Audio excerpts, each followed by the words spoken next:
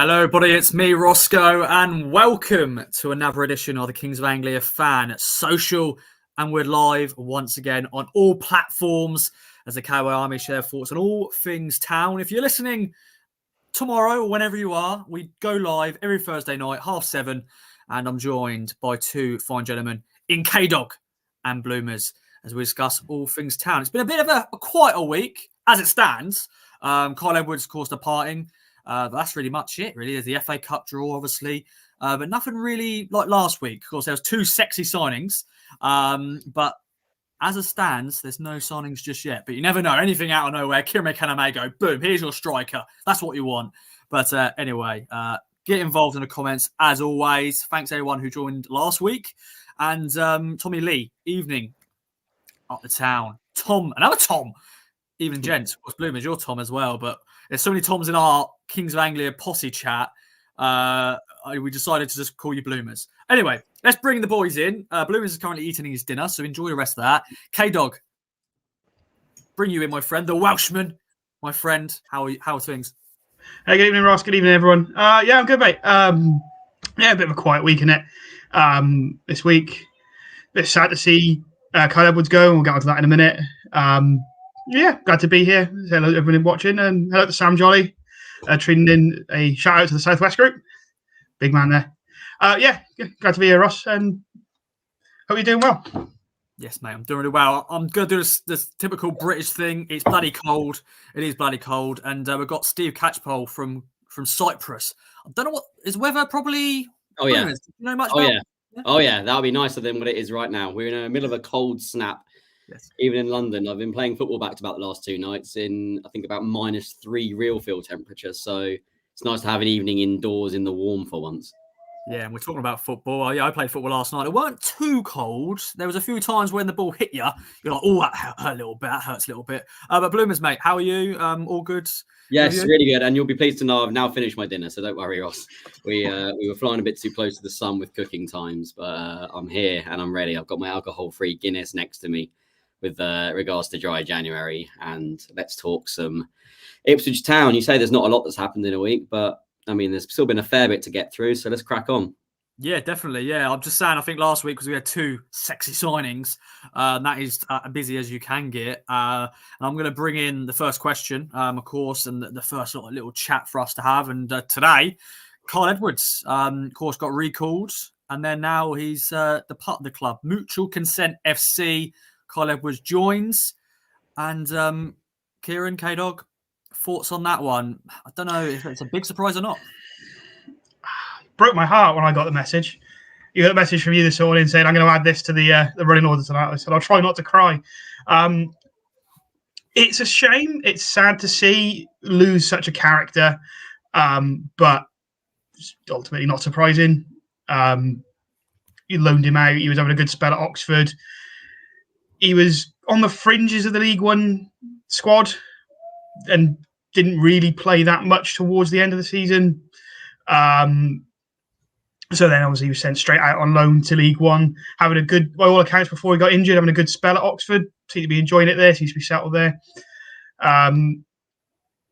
This week gets recalled. We all suspect that's more to do with his injury than anything else. And then, yeah, the rather sad news that we've parted ways. I say his contract was up in the summer anyway. Just wishing him all the best. I suspect that he'll go back to Oxford or another League One club. But he was never really going to feature in the Championship setup with us, even as a fringe player. I don't think he would, even if he hadn't got out, he wouldn't have made the bench at the moment, especially as now we've got so many players that have come in on, I can't play, I say so many, but two have come in on loan, similar to him in his position in Jezza and Amari. So yeah, it's a shame. Yeah, Bloomers. What's your thoughts on this then, my friends? Obviously, got loaned out in the summer. Was part of the very much of a squad player, but part of that promotion-winning side. But yeah, Kyle Edwards leaves after 2 years at Town. Yeah, I think Keiran's pretty much hit the nail on the head. Really, like he seems, by all accounts, to be a lovely bloke and someone that's done wonders for the squad morale in the behind-the-scenes aspect of it. On the pitch, we probably didn't see his potential for whatever reason, injuries and everything else coming in and out the side, dips in form. But I don't think that, we're all sad that he's going because he seems to be a nice guy, but I don't think anyone's going to be shedding a tear for the on the field aspect. Steve, so if you're not seeing, if you're listening to this rather and not reading this, what was that comment that just came up there? So Steve Catchpole says, Carl has a lovely smile and brought on when he did good. Unfortunately, not often enough. I'm not sure if he's saying he didn't do good enough when he was on or he wasn't brought on enough. I'm not sure how to interpret. But, I think maybe brought on, because there's a few times, obviously, he caused that goal against Cambridge. I'm sure we'll talk about different moments. And, obviously, he scored 2 against Cambridge that night. Yeah, I think he did. Yeah, he did. Yeah, so this is it. Like he made 60-something appearances, scored 3 goals, and in across 2 games. So 2 goals in one game, and 1 goal in another game. Like, yes, he's not going to be a 25 goal a season person, but like that's not standout numbers, is it? Really, in any way, shape, or form. He was on the fringes of a League One squad, so I know the likes of Keiran Jackson have played themselves into the squad where it looked, for all intents and purposes, they were, somewhere else or going to be somewhere else. But it's rare to see someone jump from the fringes of a League One squad, to the starting 11 of a Championship side. So good for him that he got a little bit of form under his belt at Oxford. Hopefully he goes to another League One club of that stature. I can see that happening. Maybe Oxford want him back if he's fit. I don't know anything about Oxford's transfer policy, so that's just a dart I'm throwing there. But I think that's where he's going to go, to be honest. It's just guaranteed because he did not a bad little spell there. Of course, got the injury. He's been out with that hamstring injury since I think October or something like that. But yeah, he's since you just knew it was going to happen really. And I was just quickly looking at his stats actually. 14 starts in total in the amount of games, which it's not many starts really. I think 36 times he has to come off the bench in the league. So that's being a sub. You can only do as much as you can when you come off, and yeah. No, I understand that. I mean, still 3 goals in 40-something sub appearances. If you're an attack, again, he's not a striker, but if you're going to be an attacking player, you're probably going to get more than that. If you're really knocking on the door to get in the squad, or you're an impact sub like Ladapo. Again, I know he's a striker, but you see the impact when he comes on, and Carlo was never really showed that. That goal against Cambridge, fantastic, as Nikolai's just put on the comment here. Sad to see Carl go. Great memories from last season, especially that goal against Cambridge and a celebration dance after the exit game. Yeah, those are 2 very good memories to leave. If you're going to leave a club and you've been a bit part player, there's plenty of bit part players that haven't had 2 moments that stick out like that Carl Edwards has had. I was right in line for the Cambridge goal actually, because I was sitting in the lower north stand, or standing in the lower north stand, and it came to the far post, and I'm just behind that post. And yeah, see, the exit game was just almost like a fever dream from what we all experienced from that. And he was at the forefront of those celebrations, which again shows what a good guy he must have been behind the scenes for him basically leading the promotion celebrations with all the players, despite the fact that he wasn't in the starting 11. So good on him, but yeah, it's pastures new, and there'll be someone new through the door next week. And I don't think many people will be talking about Carl Edwards when the new signing comes in. And that's no discredit to him, because, he's a good part of it'll be a good pub quiz question for when people have got to name the 2022-2023 League One promotion winning squad. I reckon maybe it'll be one of those harder. If he was on Pointless, it'd be like a 10 to 12, I reckon, if you're asking 100 Ipswich fans. Yeah, definitely. That'd be interesting. K-Dog, then final memories, final thoughts. He was just a character, wasn't he? And obviously, you move on. There's a next character that'll come into the squad and stuff like that. Yeah, that's it. I think that's what most people remember him for. So you remember in KOA, we remember him for costing Heathy millions of pounds with that fantastic free kick. He'd been on the pitch for about 2 minutes against Accrington, which was like the 12th goal or whatever it was in that little period that set the Hutchman up before he left for pastures new. I think what most people remember of Carl Edwards is him off the pitch, him as a character. And something that was discussed in the main pod, months and months ago, is what makes a cult hero. I would say Carl Edwards was a cult hero. So Sandra used to say Carl's positive memories. Which is a very good point. You say he's left. Everyone's going to think fondly of him. Everyone loves him. I don't think anyone thinks anything bad about him. He's what I also think of him, he was silky, he had skills, he could do his step overs, he could be, which was nice at that level, but it was never really much came with it.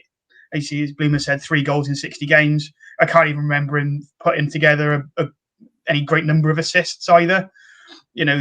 From that position, and you look at what other players have done in the positions that he plays in, the numbers that they can put up.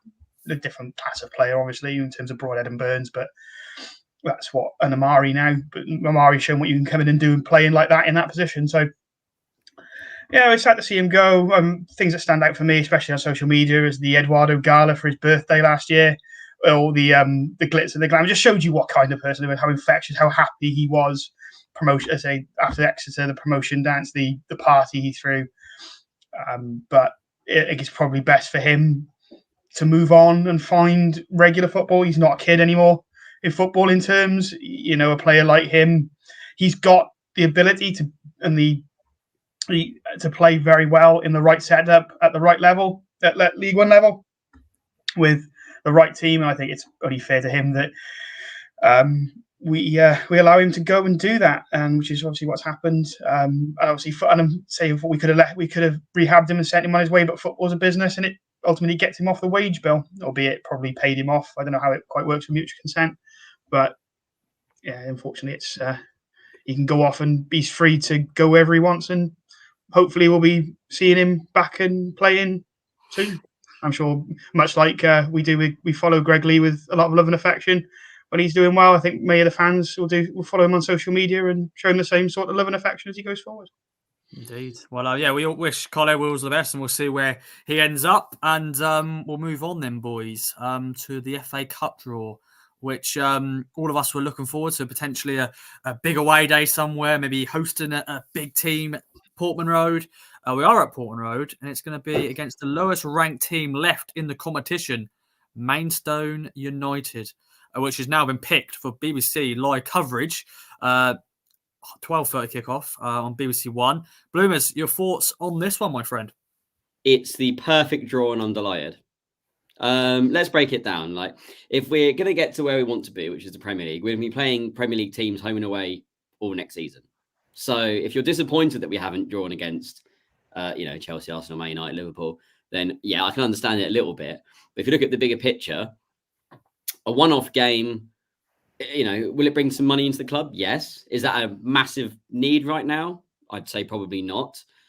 If you're not going to have that, what do you want then? You want to progress, right? We all want to progress as far as we can in the cup. So if you don't want to get a big six side, you want to get the perceived weakest team in the draw. And again, no disrespect to Maidstone, because they've made it here on merit, but they are statistically the lowest ranked side in the cup. So anyone who's disappointed, I'm not really sure what they're getting at. It's fantastic. It should be a good atmosphere. I imagine they'll take a few thousand down. That's what it seems like it's trending towards on Twitter. Their manager, George Elokobi, if you're an old fossil like me, and that's no disrespect to the real old fossils that are listening to this, because I just feel old. But I remember George Elokobi playing in the 2000s, I believe, for Wolves, most famously of all. He's their manager right now. And he said some really nice complimentary things about us and understood what challenge it'd be for them. I just think it's the perfect draw. Other than the 12:30 kickoff time, I'd have rather have been 3 o'clock for personal reasons. But yeah, it should be good. It's going to be, I imagine, a similar kind of squad to the Wimbledon game. In fact, that I can see the 11 from Wimbledon starting again, to be perfectly honest, if there's no other injuries that have happened. So yeah, you'd expect them to get the job done as well. If you look at the betting websites like I do on a minute-by-minute basis, we are the most likely team to win our FA Cup 4th round game. So that probably sums it up. So yeah, bring it on. Looking forward to it.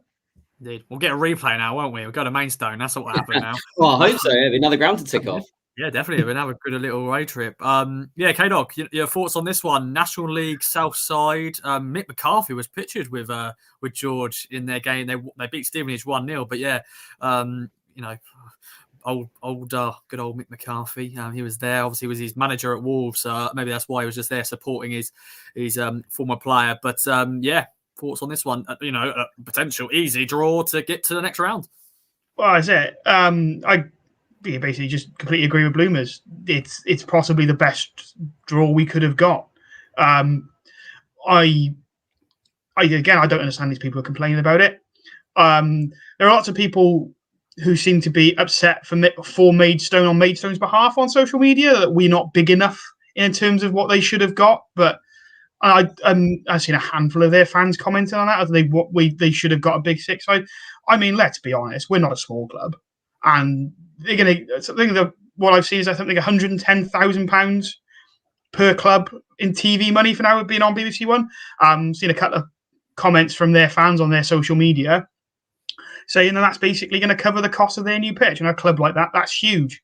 So I think for both sides, it's a really good draw. They've got a large club away day. They're going to get, provided obviously the club don't go and say, look, we'll give you more money, because give you a higher cut because of it's just like the right thing to do sometimes. And it was small clubs like we did with Bracknell last year. They're going to get 45% of the revenue from the ticket sales. They're never going. So they're actually going to get effectively the sales of 12,500 tickets, and they will never go at home. I think it's a really good draw. It's a chance to progress, and potentially we'll come up against a big six side in the next round, or we get our big away day, or we get to host one of the large clubs at Portman Road. But as Bloomer says, that's next year's problem anyway. That's next year's ambition, and in the next couple of years. Won't be long. We'll be sat on the novelty of playing Man United at Old Trafford will worn off again, because we'll have done it so many times in so many years. I'm looking forward to it. I like these draws. It's the magic of the cup, isn't it? You get in the FA Cup to play teams like this. So we had a fantastic evening out last season at Bottom Meadow to watch Bracknell, a ground that I will never go to again, that this club will probably never go to again. But that, for those who were there, will know what a fantastic night that was. The magic of that cup, the biggest game that they'd ever played in. The food was fantastic. Just throwing that back, was just what a fantastic. That's it. I was at that Bracknell game. It was like such a forgotten little part of that season that we drew Bracknell and Buxton in consecutive rounds, and like the Bracknell game in particular was just, a throwback, because we're not normally in that position over the last few years of being the giants to be there to be shot at, and it was great. And I remember also growing up in the early 2000s, we playing like Morecambe in the FA Cup, and Dagenham and Redbridge, and it's great because it's just a grassroots football experience that you don't often get when you're going to Reading and Stoke and other soulless identikit bowls on the outskirts of cities. Yeah, definitely. And bring it on. Obviously, we won't be playing Rotherham now instead. Obviously, that was the 27th of Jan. So, I'm sure hopefully it's a good crowd. I do hope, people come and watch. I know it's only Maidstone United, but hopefully it's a decent crowd. I think the Buxton game, I think there's still a decent crowd for the Buxton game as well. So, but we shall see. Let's move on then, boys. FA Cup draw done and dusted. Let's talk about Nathan Broadhead, because it's been 1 year since he signed for the club. A fellow Welshman, of course, K-Dog. Let's talk about him, because he signed January last summer. That is not a thing.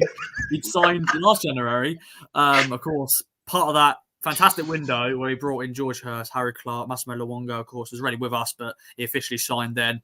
And he's been unbelievable, hasn't he? Your favourite memories of him since he's so far? Yeah, well, I think the Welshman here is going to be a lot more complimentary of him than I am. So, Ross, you pick if you want to have the positive first or the negative first. And then also I want people, I say negative. I'm not going to be, I think I'm going to be a little bit more, I think he's not, the last few months, I think he has been a bit of a frustrated figure to watch, I think. I think the Norwich game especially. Yeah, you choose who you want first, because and then I'm interested to see if anyone wants to comment in if they're listening as well. So go on, you pick first, Ross. Who do you want? Well, I just speak Bloomers. Take it away. Come on. Okay, all right. First of all, I don't think his impact last season can be understated, because being part of the January squad of recruits that came in and, to all intents and purposes, changed our season around. And his free kick against Sheffield Wednesday was very, very, very at the start of that incredible run that we went on. That obviously brought that game back to 2-2, and then we sort of never looked back, really. And I just think, again, great player, like, been a really good recruit. Nothing bad saying him off the field. He got his goal for Wales on his debut as part of this whole year. It's been great and delighted that we've got him. I just think in these last couple of months, I don't know what's happened, but he's not operating on the same level that he was before. Now, I don't think it's as simple as just saying, oh, well, he stepped up from the League One to the Championship. That happens because for most of our squad, that's not been an issue whatsoever. With Freddie the Dapo aside, I can't think of too many players off the top of my head that you've really seen that jump up in quality. Maybe it's just a confidence thing. He just seems to have an uncanny knack of getting into a good position, and then if there's a decision of two things to do, just always choosing the wrong decision. Omari Hutchinson's a bit guilty of it as well sometimes. But then obviously he's 19. He's not the finished product. If he was, he wouldn't be playing for us. He'd be playing for Chelsea. You understand that. Obviously Broadhead, okay, he's not the top 6 Premier League footballer yet. But I just think something has gone a bit awry. And obviously the Norwich game, he showed fantastic grit to get a goal because, so many people would have caved after the 2-3 chances he missed and would have just ghosted the rest of it. But, he plugged on and got his reward, which is the least that he was due for the chances that he had. But yeah, I don't know. If I was him, I'd be really worried, be looking over my shoulder that he's not going to be a regular starter anymore. We know that there'll be signings coming in for various positions, and a lot of forward players nowadays, obviously can operate across the spectrum. They can play up front if needed. They can play on the wings. It's doable for them.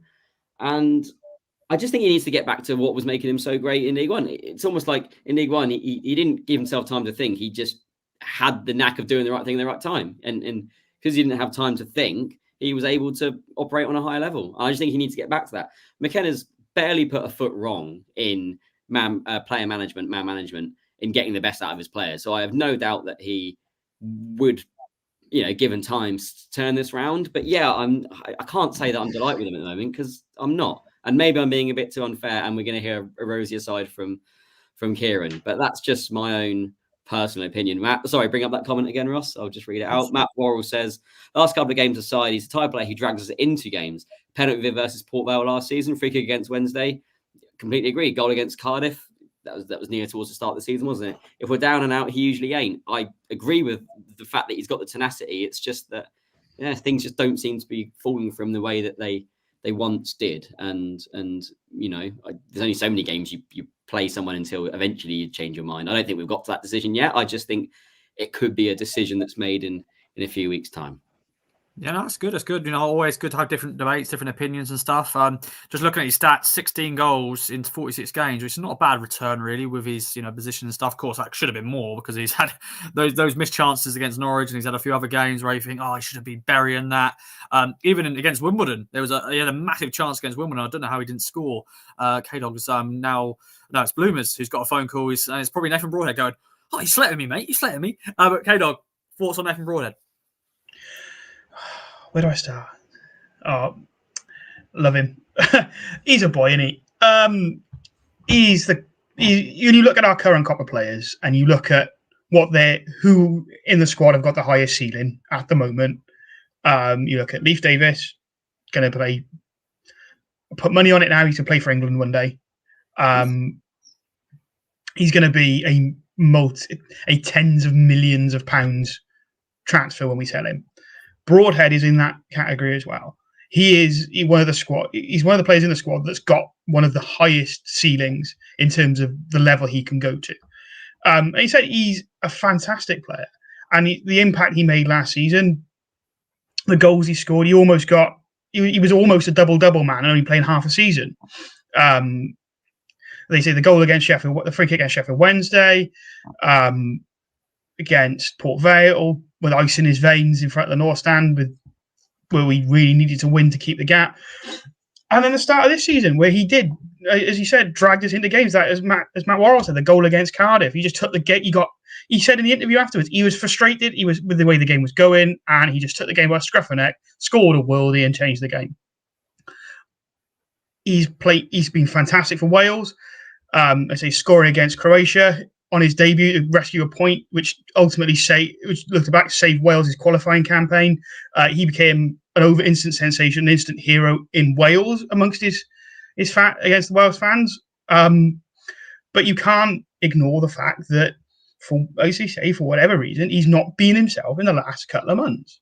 And you notice it at club level, and you notice it at country level. He's not the player that he was when he's at the end of last season, start of this season. And a couple of misses against Norwich. I turned to my dad and I said, in September, he buries those.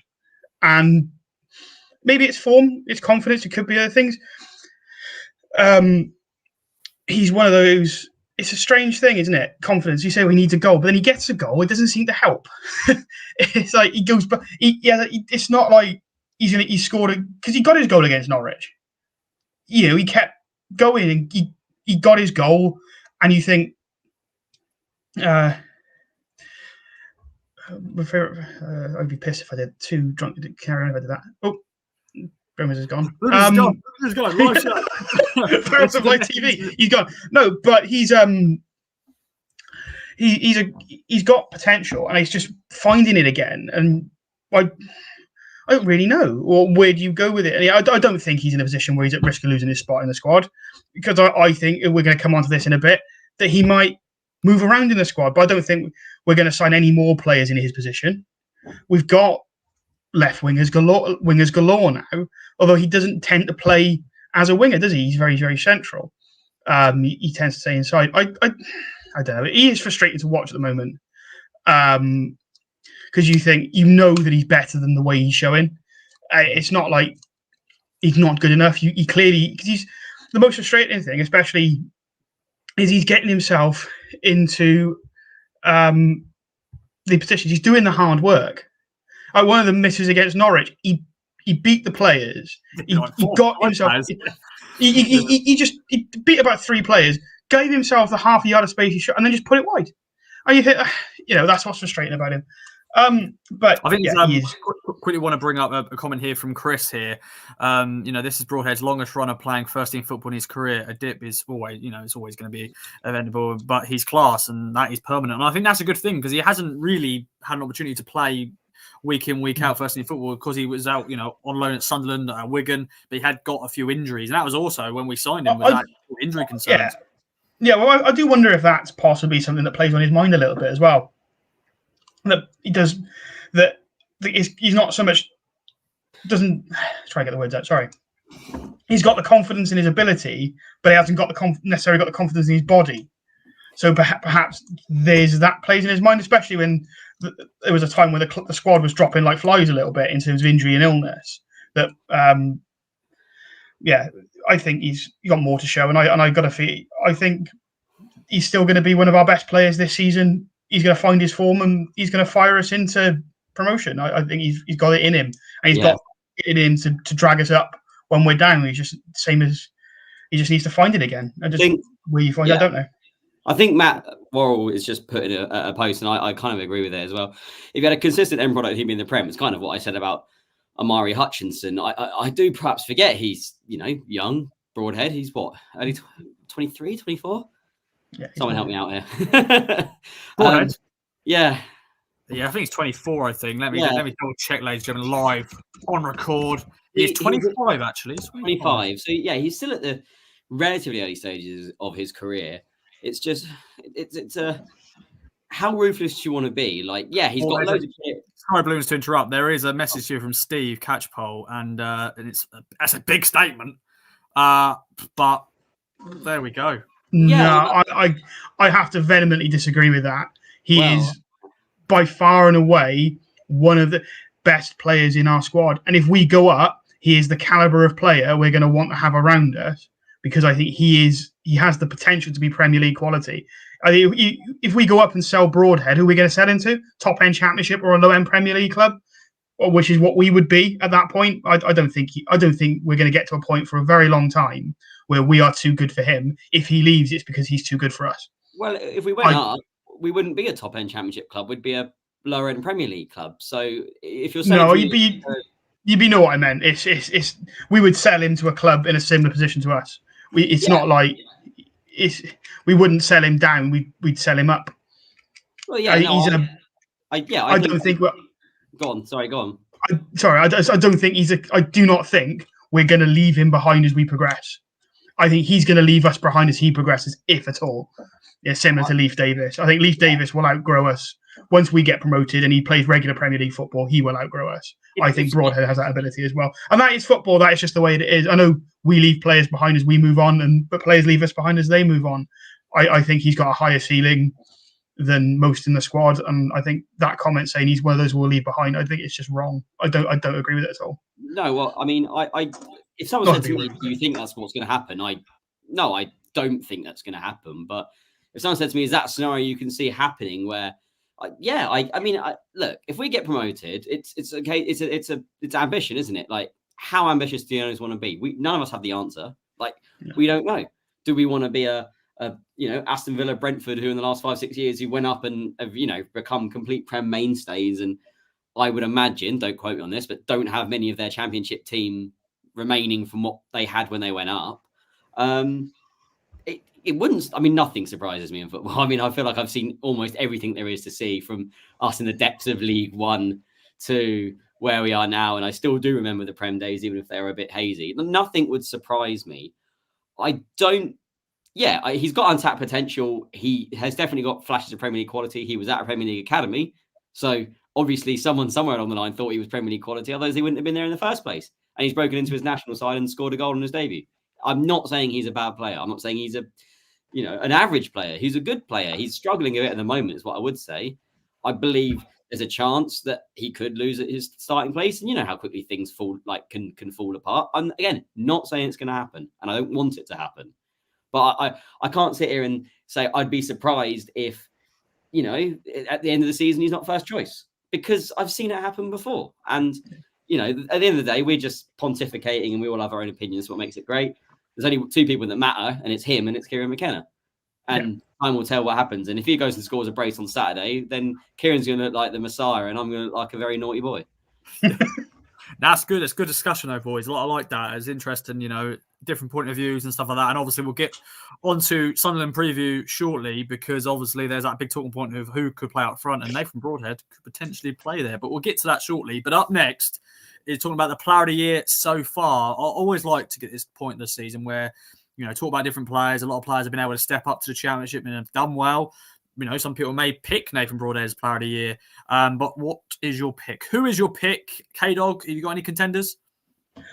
Well, you get the obvious answer, don't you? Sam Morsy, because he always is incredible. He is a solid 7, 8, 9 out of 10 performance every week. He runs this team, and we suffer when he's not in, and he is when we're not there. And he has stepped up to the championship big time. But that is the obvious answer. For me, our player of the year who's been key to our success is because it's been a very important part of how we play. I've seen him develop beyond what personally I thought they would develop to, because I thought they were one of the players we would leave behind in League One.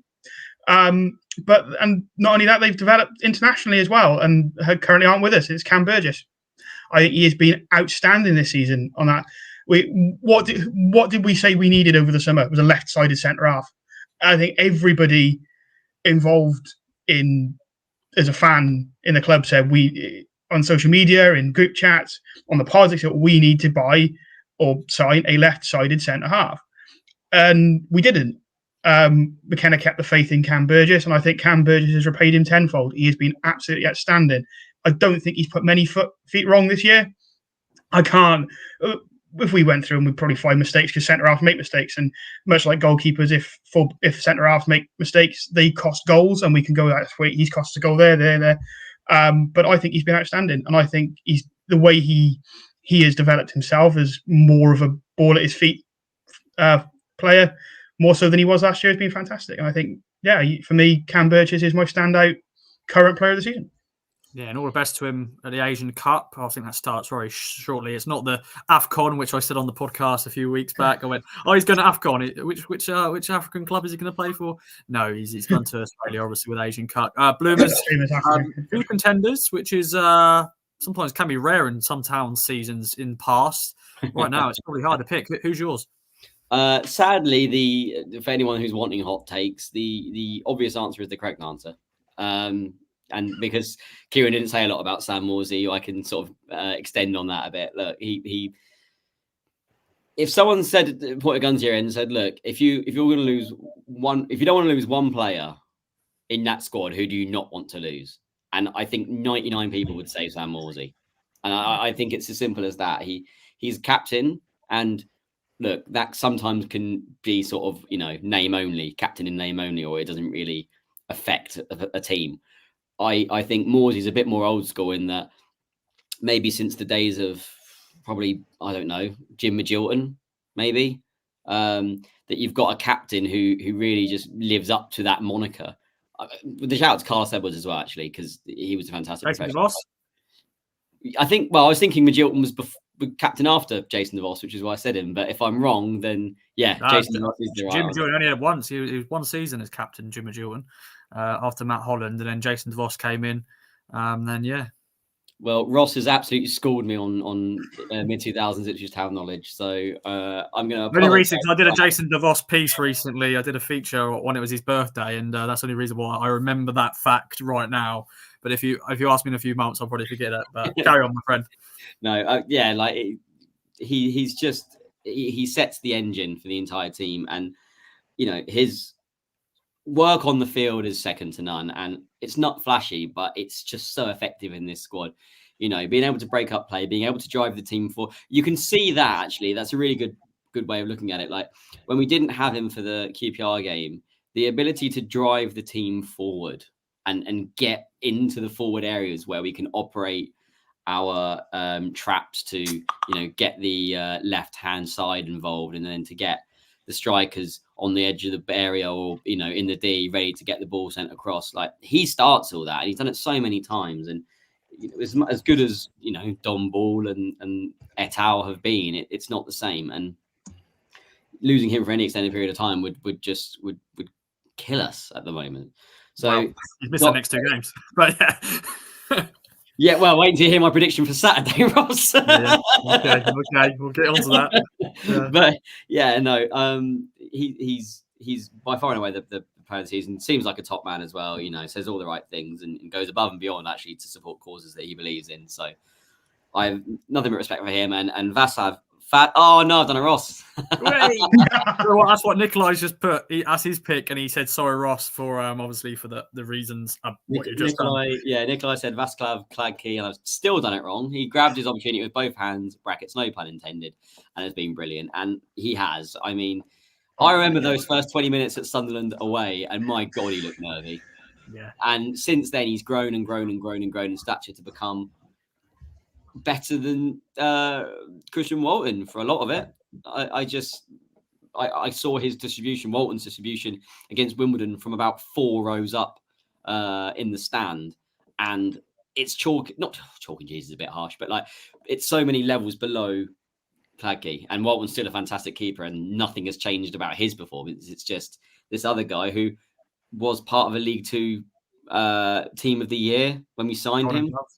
And was brought into a very, at the time, very ambitious Salford side, and we're seeing how good we've been blessed with Czech goalkeepers recently over the last few years, and Kladky's better than Thomas Holy now, who was also part of a League Two promotion winning side with Carlisle last season. So yeah, fantastic, great for him, and it's a hard one to pick, but I do think. Thank you to the people who just commented in and said agree with Bloomers, because that doesn't often happen. But yeah, Sam Morsy is, and also Keiran did say Morsy first, so we're both right. Yeah. I just say it was the obvious answer, and I just tried something a bit different, because I say, as you say, if you ask 99 people, 100 people, who is your player of the season so far, 99 say Morsy. And I probably with, and as you say, with very good reason, at the heartbeat of this side, a true leader of men in this team. But there are players, and I think it was a personal thing for me, because it's somebody who impressed me I wasn't necessarily expecting to, and Bloomers has returned with a cat.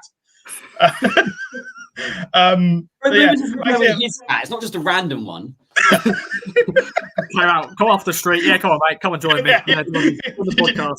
Well, hang on. We are playing the Black Cats on Saturday, so he can get involved. There you go, like that. No, I think that's Big thing about Sam Ward as well. Scored some big goals recently as well, hasn't he? You know, with the Watford goal, the Leicester goal.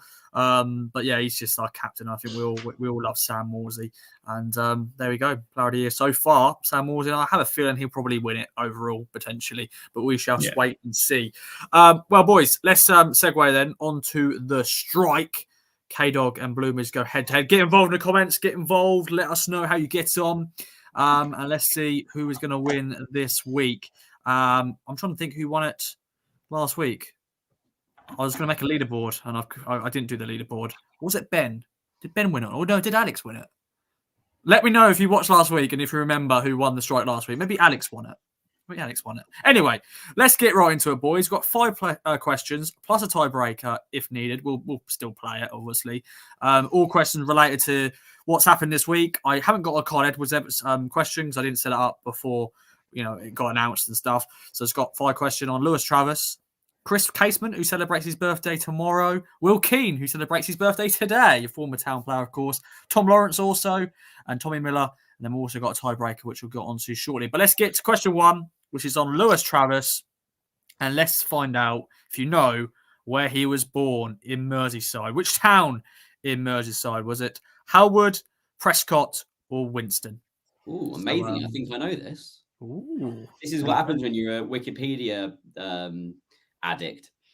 Yes. Yeah, that's how I got it. That's how I get a lot of my stats. Sometimes it's not Wikipedia, because sometimes not correct sometimes, but I assume this is correct of where he was born. I hope so. But what do you reckon, boys? Where do you reckon he's from? I'm going to go for Wiston. I wrote down Halewood, so just a complete guess. Yeah, it is Winston. So Bloomers is right, and him looking at Wikipedia probably whenever he did for Lewis Travis. As soon as we signed him. Yes, straight away. Where's he from? He's from Winston. So 1-0 to Bloomers. Question 2 is on Chris Casement, the Northern Irishman who played, I think, 12 games for us in total back in the 2000s. He's now back actually at the club as part of the under-21s loan sort of manager thing, but he's also now still playing non-league football in Suffolk. But which team does he play for? Bury Town, Leiston, or Stowmarket Town? So there we go. And he's been scoring a few free kicks for them recently. He scored an absolute cracker last year, and he's playing regularly for them now. What do you reckon then, boys? Oh, for Leiston. Yeah, well, I'm from Bury St Edmunds, so I think I'd know if he played for Bury, and I don't think he does. So I'll go Stowmarket Town. I'm not sure. Okay. Well, the correct answer is Leiston. He was at Stowmarket Town last season, but he joined Leiston this season. So there we go. So 1-1 going into question 3. And question 3 is on Will Keane. Said it's his birthday today, so happy birthday to Will Keane, of course, at Preston.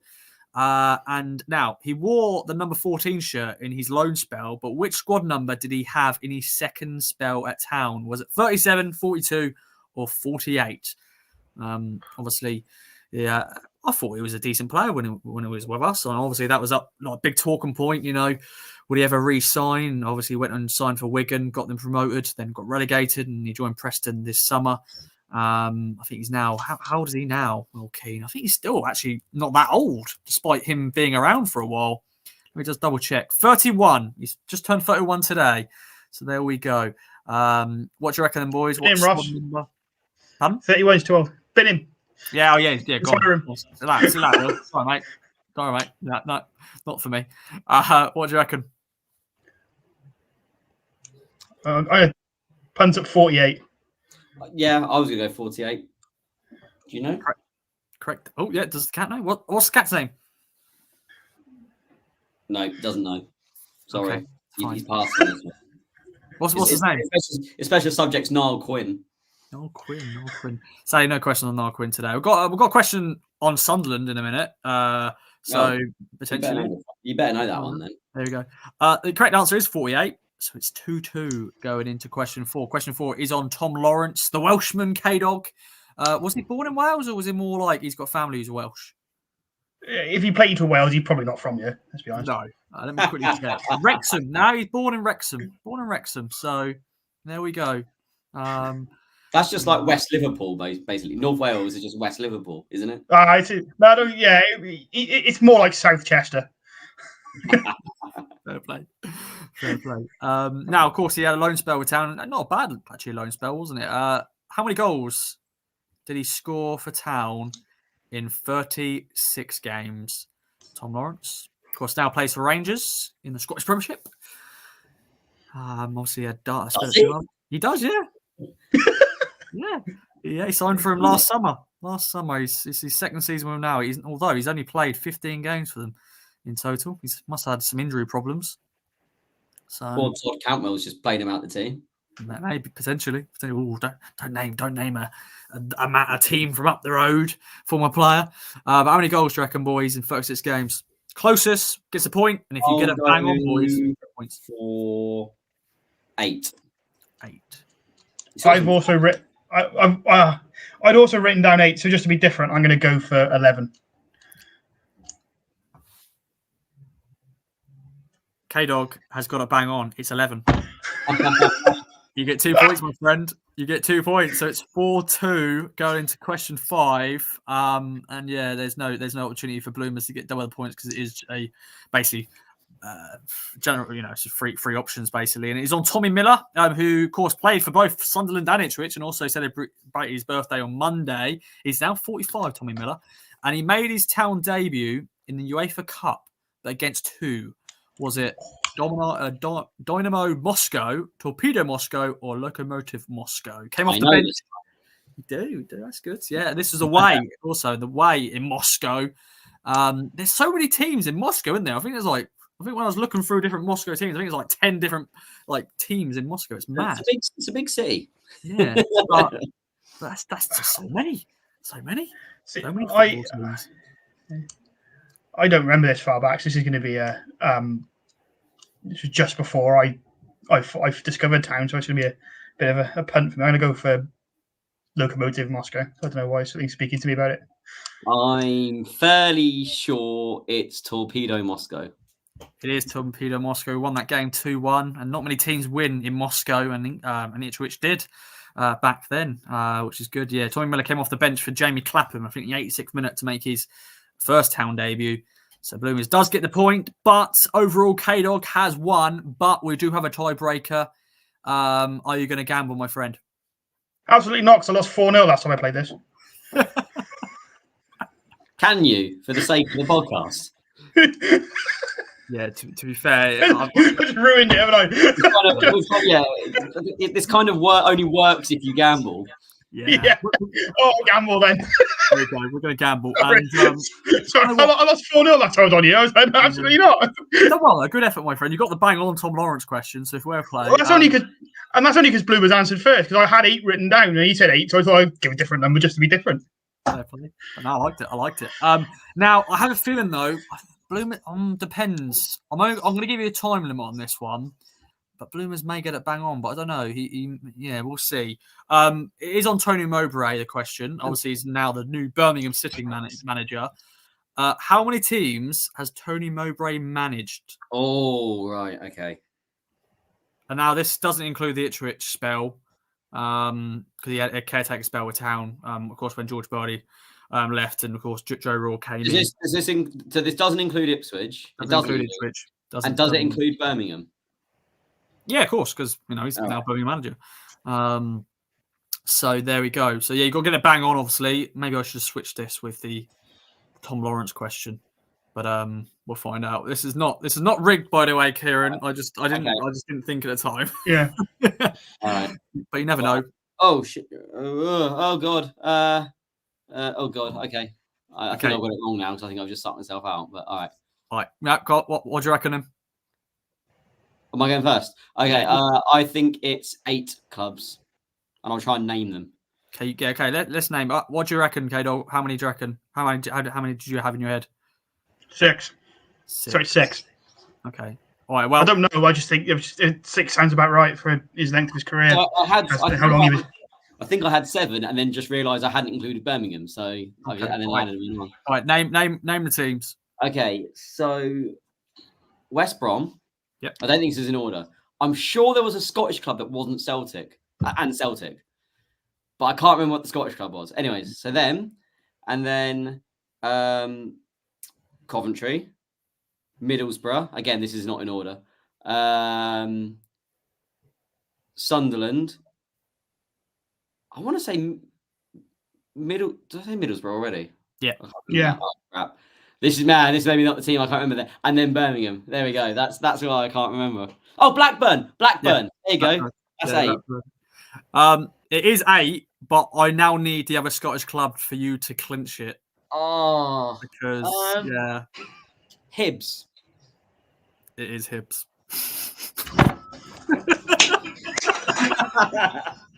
This is why I don't gamble. I don't know if that was fair or not, that question, because I don't know. It's more of a shot in the dark. But as he has got Hibs on that, then fair play. So sorry. I would never have named. I wouldn't have named 4 of them, let alone all 8 of them. Fair play. This is why I don't gamble. I never won anything in my life, and I won, and then I lost again. Overall, you won it, like as a whole. We got the bang on. Oh, that's fine. Fair play. I would have. That's fair play. That's spectacular. Yeah, but Bloomer's got it on the tiebreaker, my friends. You can shut Google down now, Tom. Yeah, let me just turn my computer off. Hang on. I like it. Well, there's another strike in the bag. Let us know how you got on, ladies and gentlemen. Let's now segue on to the big clash at Portman Road. Sunderland live on Sky. How do you reckon it's going to go? Sunderland, of course, got a new manager. He's now been in charge just under a month, Michael Beale. Not Ian Beale. I keep typing in Ian Beale for some reason. I'm doing basically Alex Jones. That's what he does every time he has to do Beale. I'm doing the same now. I'm putting Ian or something on. They're currently 6th in the league. Of course, we got a very good win, didn't we, to start the championship season with a 2-1 win at the Stadium of Light. Bloomers, you were saying when we were talking about Broadhead, you were a bit worried about this one. Of course, no Sam Morsey. He's suspended for 2 games. Of course, Cameron Burgess he missed, of course, the Stoke game, but he's going to be missing. Leif Davis potentially going to be missing. We've got a lot of injuries. Thoughts on this one?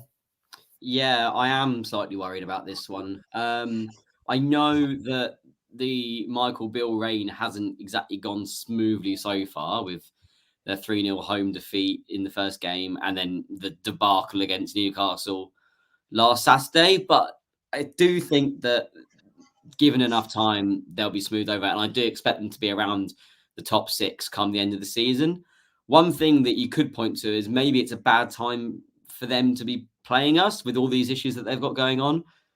But then you look at the cold light, the fact that actually we're struggling ourselves with 1 win in 6 games. And I know the league games and the win against Wimbledon in the Cup has soothed a lot of it. And we're a bit far removed now from our last league game, but it's not going to be easy. And I just feel that without Sam Morsey, we might struggle in this one. Obviously, no Cameron Burgess for the African Cup of Nations / Asian Cup. I did it on the game day as well after the Wimbledon game. But yeah, it's a real stand up and make yourselves counted game. Really, it's an onions game. Like, have we got the onions? Have we got the minerals here to get back into winning ways? Because a win here would be huge, just for the fan base more than anything. I do feel that people are starting to, even if they should or shouldn't, and that's a conversation for another day, get a bit entitled, my words, not anyone else's, and start expecting us to win every game. And I think the fact that the longer this winless run goes on, the dissension grows, when actually, if we'd have started off sort of middling and had a Southampton type run to get us to where they are, everyone would be, singing from the high heavens. And it's just funny how those things work. It's almost like you're creating unrealistic expectations for you. So long and short of it is, I'm not predicting a win, sadly. I'll go for 1-1, which is exactly what Sam Jolly has commented. Hart says 2-1, head 1-1. Couldn't have timed that better. Again, we score.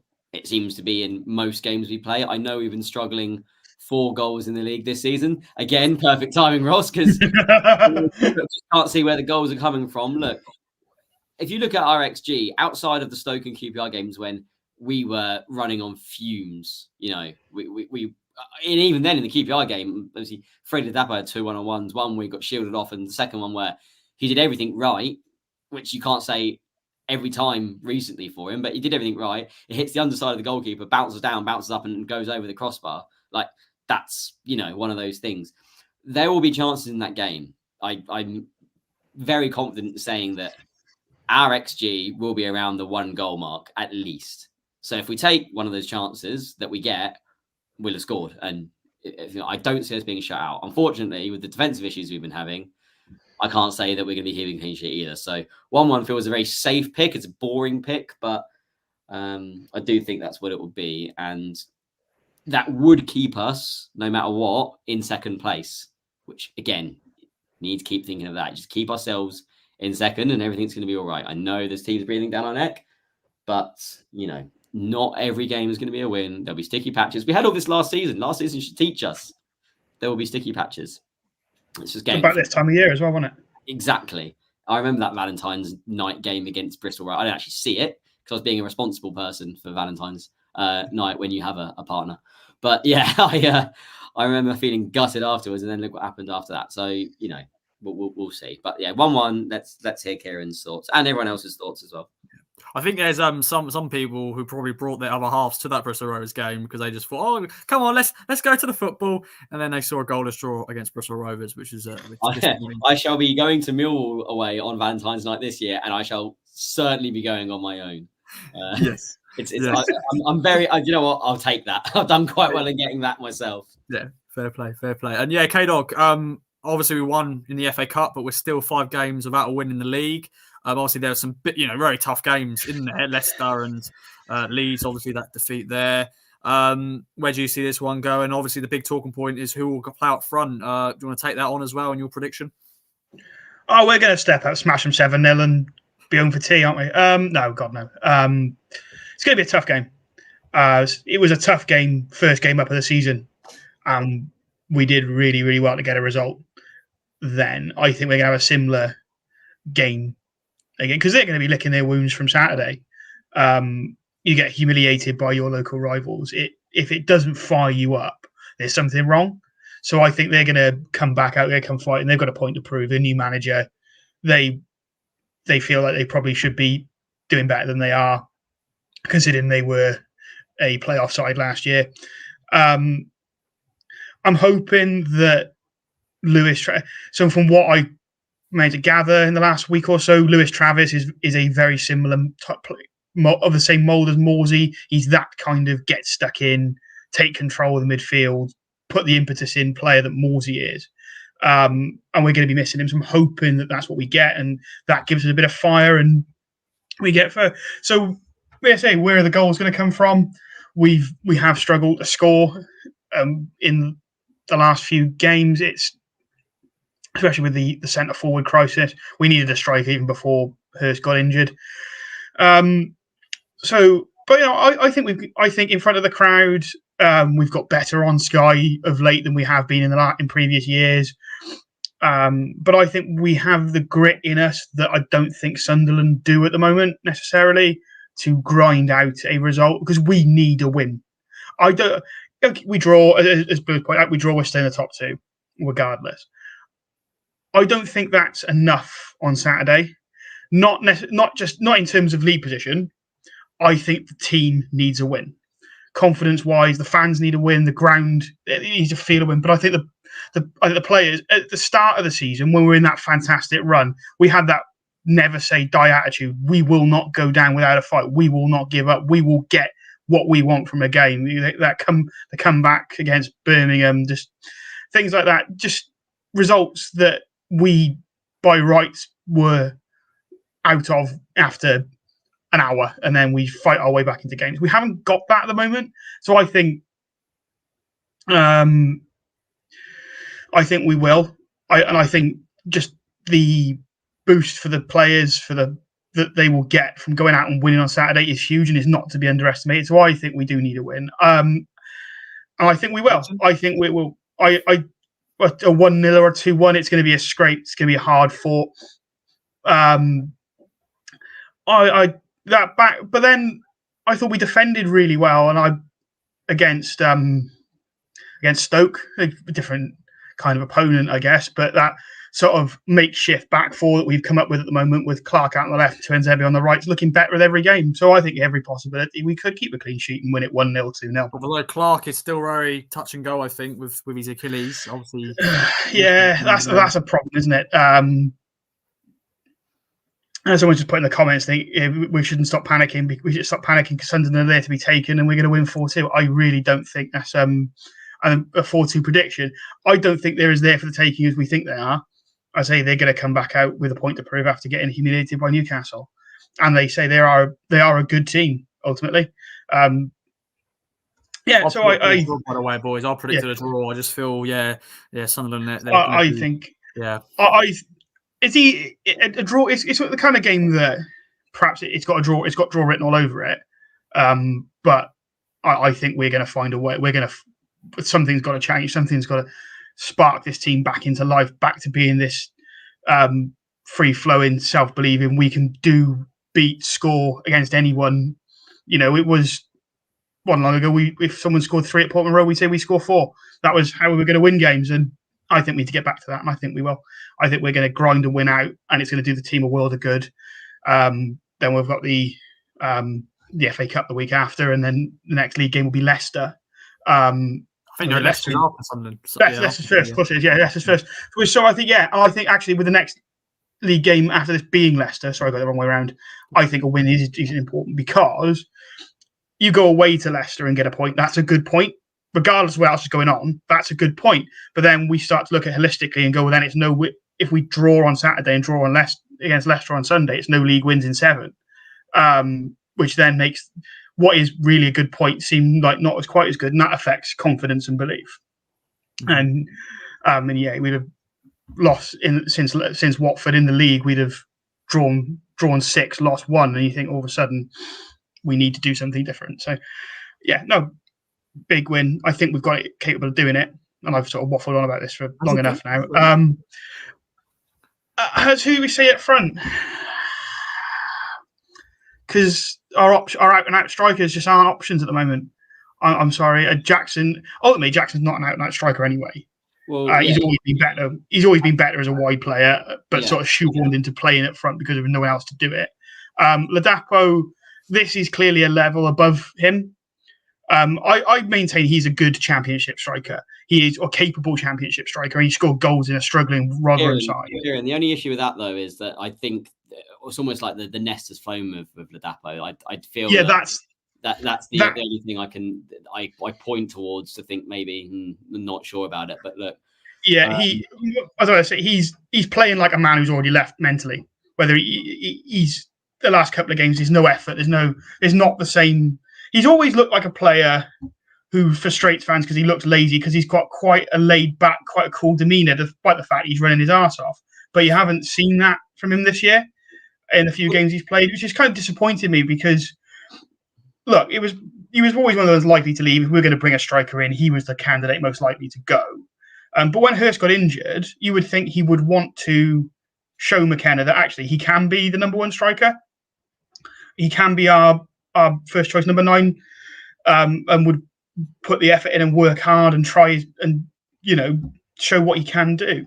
Yeah, I do think he's capable of scoring goals. Sorry, he's capable. It's just it goes to see whether it happens or not. I know, Ross, we've gone over the allotted hour, so I'll quickly wrap up my own thoughts. I think that is he going to start? Probably, unless we get a real late signing come in, but we've got firepower off the bench. Obviously, Sarmiento's probably going to be on the bench, and there's still enough there for us to get some added thrust. Or so like Wes Burns, if he starts or comes on, there's enough there. Davis is injured, which sucks, but there's still depth, and there's something we didn't really have for a lot of the time. And okay, you're not an out-and-out striker, but out-and-out strikers, aren't the be-all and end-all. It feels the be-all and end-all when Hurst got injured, but if we're going to be showing our mettle, then we're going to find a way to overcome, even in games where we haven't got a magical striker that's going to come in, and I'm sure one will. Yeah. Well, the other option that is out there now, we've got cover in the 10s in the left wing, is to put Broadhead up front. A player, he has played there chunks of his career. Does he offer the same abilities to hold up play and turn it? I don't know, because he's more of a get himself past men. But he's I think he's another option. Is it going to be worse than what we've got at the moment doing it? I mean, if Ladapo's not up to it, or doesn't want to be up to it, then I would rather someone who wants the Stoke game. I think Broadhead finished the game up front. If I can, that's what I'd like to see. I think why not? Maybe you start Harness on the left, or maybe you start Sarmiento on the left in his place. I think probably you would, in that situation, you would start Harness. But then you've got. So then this is how I would see it. You've got your starting front four of Broadhead, Burns, Chaplin, Harness. Off the bench, then you've got Jackson, Ladapo potentially, maybe not. Jackson to come on, Sarmiento, Hutchinson, and potentially in that front line, Jack Taylor. Now we've got the additional centre midfielder. And let's say Travis starts alongside Luongo. It releases Jack Taylor to be a cam again, which is his better position for Peterborough, more than the centre midfield role we're asking him to play. And it's a heck of a front four and a heck of a bench for a front four as well. I think Broadhead up front unlocks new possibilities, and I think we're at the point where, although it's only been a couple of games since Hurst got injured, the two we've got until we sign someone just aren't at the level we need them to be. So why not try something different from a player we know has the potential to be good enough? Yeah, all of a sudden, those two new signings make that bench seem so much more rosy when there's injuries. And I think it was Bits who just said on the YouTube comment there that everyone loves it when a player scores against a former club or a former player plays against you. Obviously, Broadhead has the connection there, doesn't he? So, what better way for me to eat crow than by him to play up front and score 2 goals in a winning game and prove that I've just said absolute rubbish. Bloomers called it earlier, Broadhead breaks. Well, I kind of said it in jest, Sam, on the comment there that is probably what's going to happen, because I've just gone and tried to defend a position where I've been a bit more critical of Nathan Broadhead. So please, it happens so often. Prove me wrong, and we can all laugh at me in the game day. Although sadly, I'm not going to be there. I'm working. We can do this on any other business. I'll be working, and there's a reason why I'm not going to be there. But yes, let's go on to that now and wrap this up. Yes, we'll do that, dude. And Bits, by the way, is Mike. Good old Mike Turbot. Obviously does game day and stuff like that. So good to see you, Mike. Good to. Well, you can see us. I can't see you, but you know what I mean. You know what I mean. But yeah, we're going to wrap up now as we have gone over the hour mark. But final bit of business. Bloomers, you're doing something really massive very soon, and that is a London Marathon, my friend. You're preparing for that. You're raising some very good money for a great charity. I'll let you sort of plug it and let everyone know where they can donate and stuff like that. Yeah, you'll probably be hearing this a few more times between now and the end of April. But yes, as Ross says, I'm running the London Marathon at the end of April. For those of you who don't know, about 18 months ago, I did my ACL, MCL, and dented my patella playing football. And in that 18 months, it's been pretty crap, and I've put on a considerable bit of weight, as you probably would expect.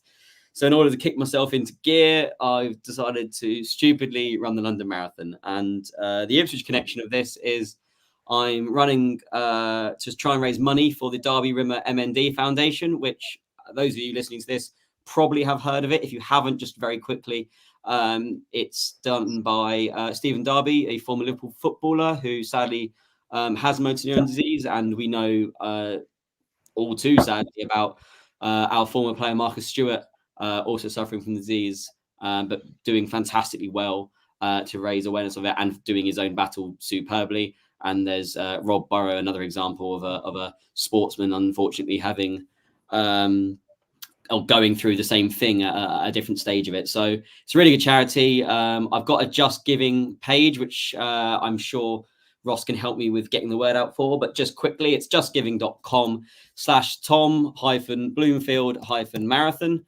And that will take you straight to my page. If you've got any spare pennies, that would be fantastic. I will be at a game in March, to be confirmed, outside the North Stand, collecting pennies as well, if I only see you then. And I'll be putting lots of stuff on my own social media, including the @TJ_Bloomfield that's there.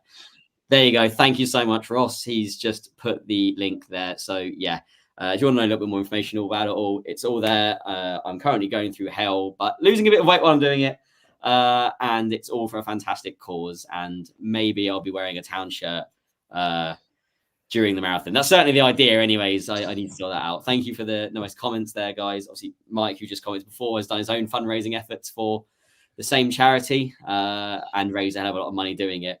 And yeah, I believe our own game day colleague Peachy also raised money for the charity by donating the frame shirt that he found.